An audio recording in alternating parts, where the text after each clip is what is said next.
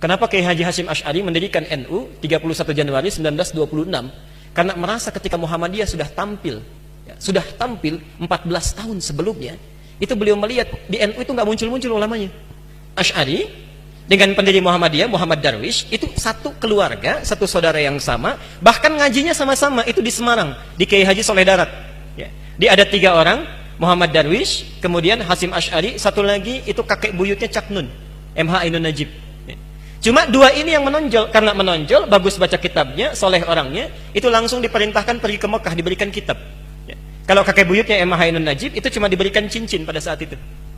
Saat berangkat ke Mekah, berguru di guru yang sama, namanya Syekh Ahmad Khatib dari Sambas, dikenal dengan Syekh Ahmad Khatib As-Sambasi.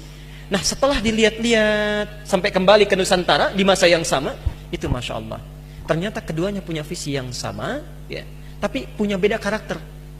Yang satu senang praktek, namanya Muhammad Darwish, lantas pulang diganti nanti menjadi Ahmad Dahlan. Yang satu lagi senang menulis kitab. Nah, Hasyim Asy'ari ini menulis 19 kitab dalam hidupnya. Kami punya itu koleksinya, ada 19 kitab. Nah, sebelum beliau menulis dan mendirikan Nahdlatul Ulama itu, Kiai Haji Ahmad Dahlan kan senang praktek. Begitu pulang, menafsirkan surat Al-Ma'un, tidak tunggu nulis buku. Selesai kajian, buka pakaian luarnya, keluarkan uang yang dibawanya, sampaikan pada masyarakat, bikin rumah sakit, bikin pesantren, bikin sekolah, bikin macam-macam praktek. Hasyim Asy'ari mulai menulis.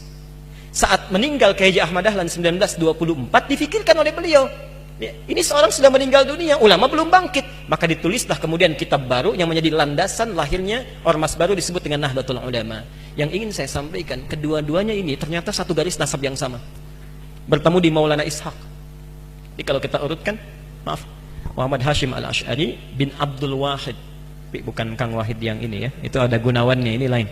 Bin Abdul Wahid bin Abdul Halim. Abdul Halim itu nama aslinya Pangeran Benawa, dikenal dengan Sultan Hadiwijaya, nama lainnya Joko Tingkir. Bin Abdullah bin Abdul Fattah bin Abdurrahman. Abdurrahman ini anaknya Sunan Giri, bukan Giri yang ini tapi. Nah, Sunan Giri ini anaknya siapa? Anaknya Maulana Ishaq. Nah, di Maulana Ishaq inilah nyambung nasabnya. Kiai Haji Ahmad Dahlan bin Kiai Haji Abu Bakar bin Kiai Haji Sulaiman bin Kiai Murtado bin Demang Jurang Juru Kapindo bin Demang Jurang Juru Sapisan bin Kiai Gerbek bin Maulana Ishaq. Siapa Maulana Ishaq ini? Maulana Ishaq ini adalah anaknya Ahmad Jumadil Kubra, salah satu wali yang dari 9 yang datang dari Mesir, dari 9 wali itu. Ahmad Jumadil Kubra ini siapa? Ini adalah salah satu wali yang punya 2 anak. Saya belum teruskan nasabnya. Anak pertamanya dibawa ke Nusantara, namanya Maulana Ishaq, melahirkan 2 ulama tadi. Anak keduanya lahir di Mesir, bernama Syarif Abdullah. Nah, nanti Syarif Abdullah inilah yang akan bertemu dengan salah satu anaknya Prabu Siliwangi.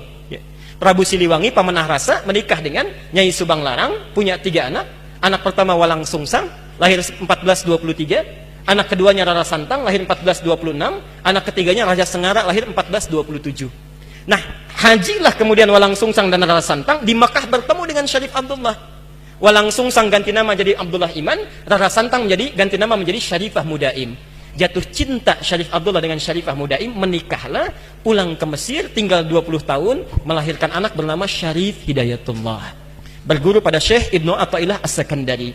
Pulang, nengok kakek buyutnya, bertemu dengan Prabu Siliwangi. Saat itu tinggalnya ada di Lingkaran Jati, maka dikenallah dengan saat itu dengan nama Sunan Gunung Jati. Nah, baik Ahmad Dahlan ataupun Hasyim Asy'ari itu berada di satu garis yang sama, dari Ahmad Jumadil Kubra bin Ali Zainal Al-Kabir bin Ali Zainal Abidin, keturunannya dari Al-Husain, Husain anaknya Ali, Ali suami Fatimah, Fatimah putri Rasulullah sallallahu alaihi wasallam. Tapi sampai hari ini tidak pernah Ahmad Dahlan disebut dengan Habib. Itu gak ada. Kayak Ahmad Dahlan. Yang penting sikapnya seperti Nabi, tuturnya seperti Nabi, pandangannya seperti Nabi. Kullum ri'im bima kasaba rahin, itu pilihan kita semua.